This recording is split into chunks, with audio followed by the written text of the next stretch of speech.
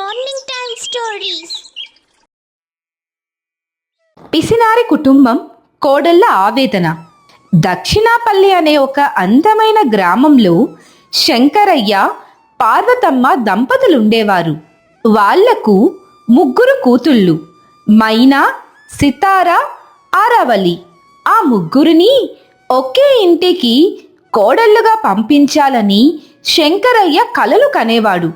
అదృష్టం కొద్దీ రమేష్, శ్రీను, రాజు అనే అన్నదమ్ముల సంబంధం రావడంతో తన ఆస్తిపాస్తులమ్మి మరీ అట్టహాసంగా పెళ్లి చేసి పంపాడు.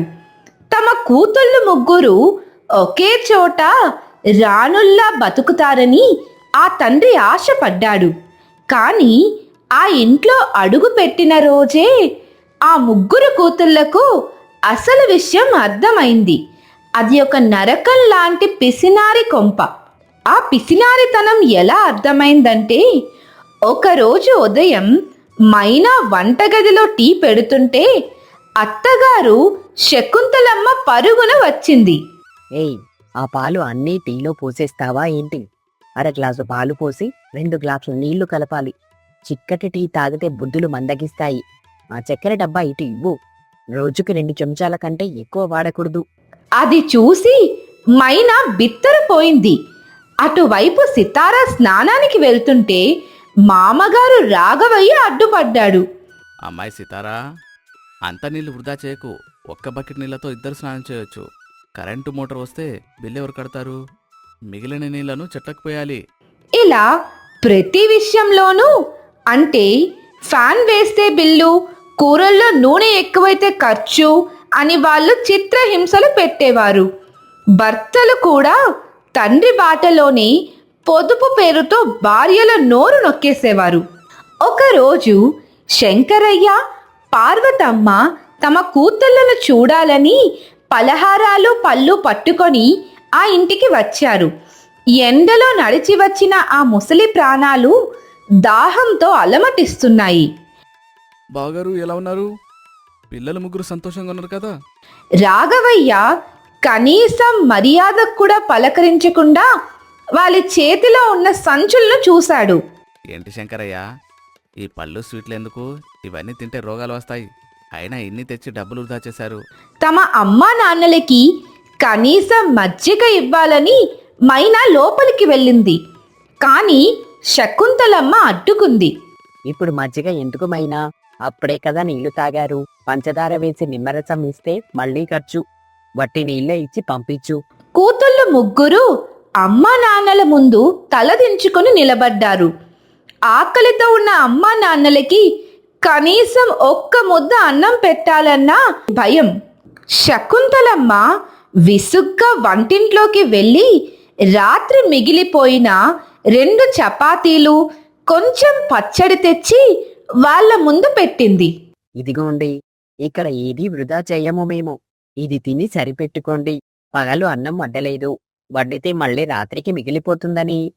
తమ కూతుళ్ళు ఎంతటి నరకంలో ఉన్నారో ఆ ఒక్క పూట భోజనంతో శంకరయ్యకి అర్థమైపోయింది. కళ్ళల్లో నీళ్లు తిరుగుతుంటే కూతుళ్ళ వైపు చూడలేక, మేం వెళ్ళొస్తాం బావగారు అని చెప్పి ఆకలితోనే ఆ ఇల్లు దాటి బయటకు వచ్చారు. వెనుక నుండి కూతుళ్ళు 3 కన్నీళ్లతో అమ్మా నాన్నల్నే చూస్తూ నిలబడిపోయారు. ఆ పిసినారి గోడల మధ్య వాళ్ళ జీవితాలు ఎలా ఛిద్రమవుతున్నాయో అప్పుడే తెలిసింది. కూతుళ్ళు ఇంటి నుంచి ఆకలితో, అవమానంతో వెనుదిరిగిన శంకరయ్య, పార్వతమ్మలు తమ ఇంటికి చేరుకున్నాక పడిన బాధ వర్ణనాతీతం. పార్వతమ్మ కన్నీళ్లు పెట్టుకుంటూ, ఏవండి, మన పిల్లల్ని ఎలాంటి కొంపలో పడేశామండి. ఇంటికి వచ్చిన అమ్మా నాన్నలకి ఒక ముద్ద అన్నం పెట్టాలన్నా ఆ అత్తగారు అన్ని ఆంక్షలు పెడుతుంటే నా బిడ్డను పడ్డ నరకం చూసి నా ప్రాణం విలవిలలాడిపోయింది. అంతా నా తప్పే పార్వతి. 3 ఒకే చోట ఉంటారని ఆశపడ్డాను, కానీ ఆ రాఘవ ఎంత పిసినారి అని అనుకోలేదు. మనమిచ్చిన స్వీట్లు, పళ్ళు చూసి కూడా సంతోషపడలేదు. పైగా దండగన్నాడు. ఆ ఇంట్లో నా కూతుళ్ళు కడుపు నిండా తింటున్నారో లేదో అని తలుచుకుంటేనే గుండె చెరువవుతోంది. ఏ తండ్రికి ఇలాంటి కష్టం రాకూడదు పార్వతి. అటు కూతుళ్ళు 3 వంటగదిలో కూర్చొని కన్నీరు మున్నీరు అవుతున్నారు.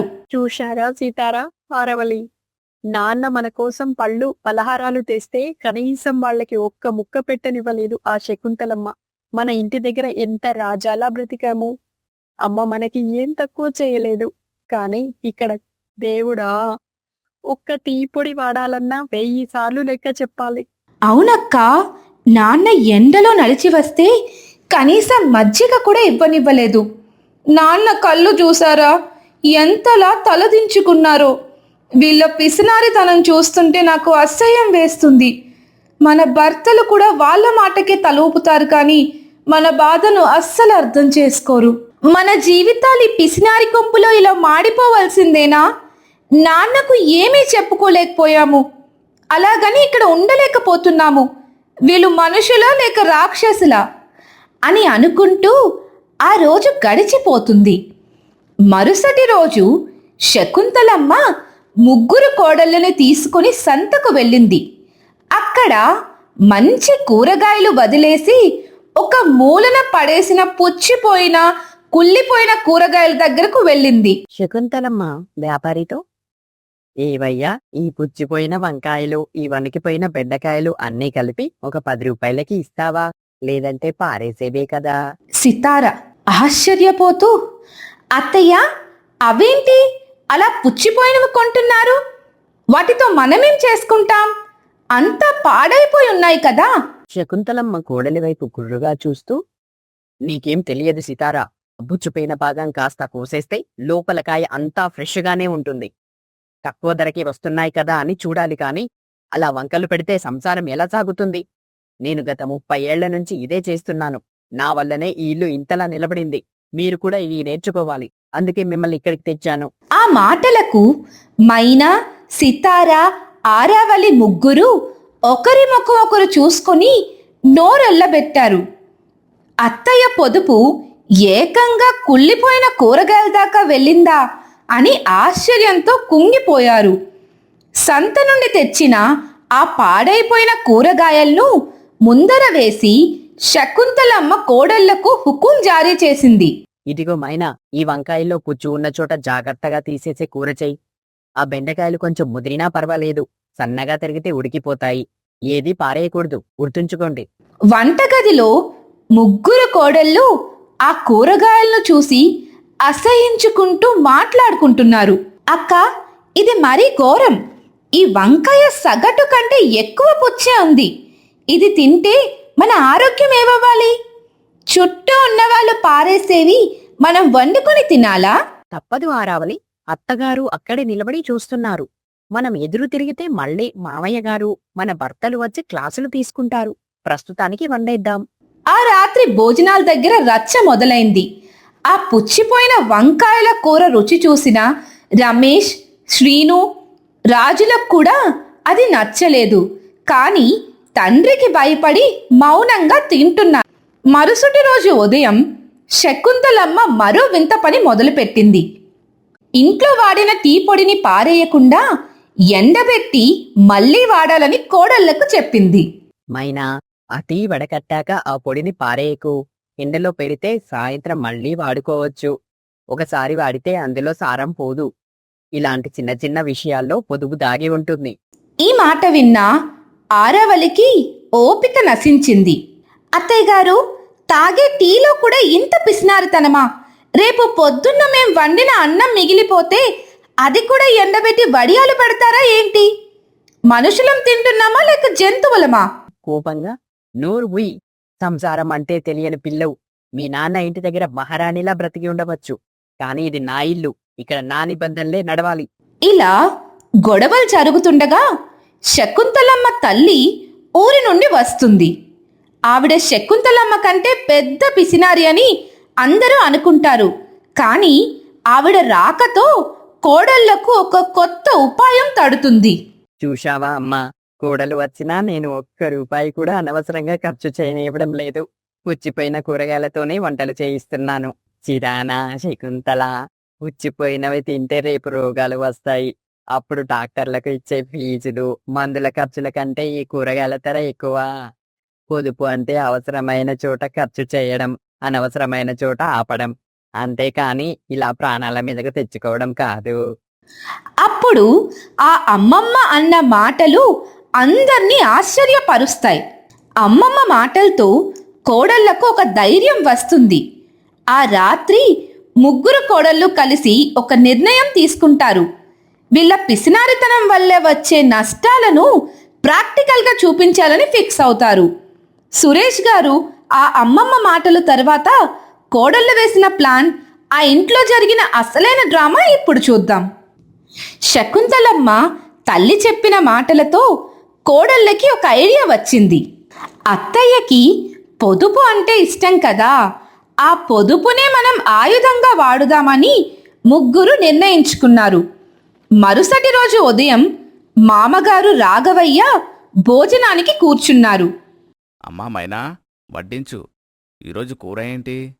మైనా వచ్చి ఒక చిన్న కప్పులో కేవలం 2 చెంచాల పప్పు, ఒక చిన్న ముద్ద అన్నం పెట్టింది. ఏంటిది, ఇంతేనా అన్నం? ఇంకా పెట్టు. చాలా వినయంగా, లేదండి మావయ్య గారు, అత్తయ్య గారు చెప్పారు కదా, ఎక్కువ తింటే మందగించిపోతారంట. అందుకే మీ ఆరోగ్యం కోసం, అలాగే బియ్యం ఖర్చు తగ్గుతుందని ఇలాగే నిర్ణయించుకున్నాం. అత్తయ్య గారు కూడా సంతోషిస్తారు కదా. శకుంతలమ్మ అక్కడికి వచ్చి అది చూసి షాక్ అయింది. కానీ తను చెప్పిన పొదుపు సూత్రమే కాబట్టి ఏమీ అనలేకపోయింది. అటువైపు శ్రీను స్నానానికి వెళ్తుంటే ఆరవలి సగం బకెట్ నీళ్లు కూడా ఇవ్వలేదు. ఏంటి ఇన్ని నీళ్ళేచావు? ఒళ్ళంతా సబ్బుంది. ఏం చేద్దాం శ్రీను గారు, మోటార్ వేస్తే బిల్లు వస్తుందని మామయ్య గారు బాధపడుతున్నారు కదా, ఆ సబ్బుని తుడిచేసుకోండి, ఆరిపోయాక రాలిపోతుంది, బిల్లు కలిసొస్తుంది కదా. సాయంత్రం శకుంతలమ్మ తన గదిలోకి వెళ్ళి చూసేసరికి ఆ గదిలో ఉన్న పరుపులు, దుప్పట్లు ఏవీ లేవు. కేవలం నేల మీద ఒక పాత చాప మాత్రమే ఉంది. ఏంటే, నా గదిలో సామాన్లన్నీ ఏవి? నా పరుపు ఏది? అయ్యో అత్తయ్య గారు, పరుపు మీద పడుకుంటే అది అరిగిపోతుంది కదా, మళ్ళీ కొత్తది కొనాలంటే ఖర్చు, అందుకే వాటిని తీసి భద్రంగా దాచేశాం. నేల మీద పడుకుంటే ఒళ్ళు గట్టి పడుతుంది, పైసా ఖర్చుండదు. మామయ్య గారికి కూడా ఈ పొదుపు బాగా నచ్చింది. శకుంతలమ్మకు అప్పుడు అర్థమైంది వీళ్ళు తన మీద తన అస్త్రాన్ని ప్రయోగిస్తున్నారని. రాత్రి భోజనాల దగ్గర మళ్ళీ అదే రచ్చ. ముగ్గురు కొడుకులకి కూడా అరకొర భోజనాలే పెట్టారు కోడళ్ళు. అమ్మా, ఏంటిది? ఆకలితో చచ్చిపోతున్నాం, అన్నం పెట్టండి. అత్తయ్య గారిని అడగండి, తను ఎలా చెబితే అలాగే. మేము పొదుపు నేర్చుకుంటున్నాం కదా. రాఘవయ్య ఆకలికి తాళలేక కోపంతో ఊగిపోయాడు. శకుంతల, ఏంటిది? పొదుపు అంటే కడుపులు మార్చుకోమని కాదు. నా పిల్లలు ఆకలితో నకనకలాడుతున్నారు. ఆ శంకరయ్య బావగారు వచ్చినప్పుడు కూడా నువ్వు ఇలాగే చేసావు కదా, అందుకే వాళ్ళు ఆకలితోనే వెళ్ళిపోయారు. ఇప్పుడు నా దాకొచ్చేసరికి నాకు అర్థం కాలేదు. అప్పుడే కోడళ్ళు ముగ్గురు అత్తగారి ముందు నిలబడ్డారు. అత్తయ్య గారు, మా తల్లిదండ్రులు వచ్చినప్పుడు మీరు పెట్టిన ఆ 2 చపాతీలు చూసి వాళ్ళు ఎంత ఏడ్చారో తెలుసా? కనీసం మాకు కడుపు నిండా అన్నం కూడా పెట్టలేని స్థితిలో మేము ఉన్నామని వాళ్ళు కుమిలిపోయారు.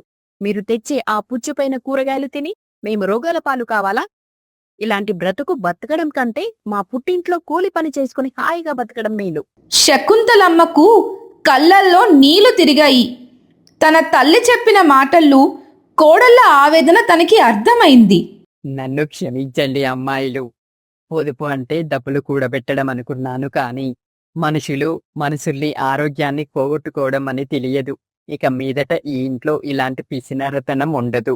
ఆ రోజు నుంచి ఆ ఇంట్లో పొదుపు ఉంది, కానీ పిసినారితనం పోయింది. అత్త కోడళ్ళు కలిసి పండగల వంటలు చేసుకొని మళ్ళీ శంకరయ్య పార్వతమ్మలను పిలిచి కడుపు నిండా భోజనం పెట్టారు. దక్షిణాపల్లెలో ఆ పిసినారి కొంప కాస్త ఒక ఆదర్శవంతమైన కుటుంబంగా మారిపోయింది.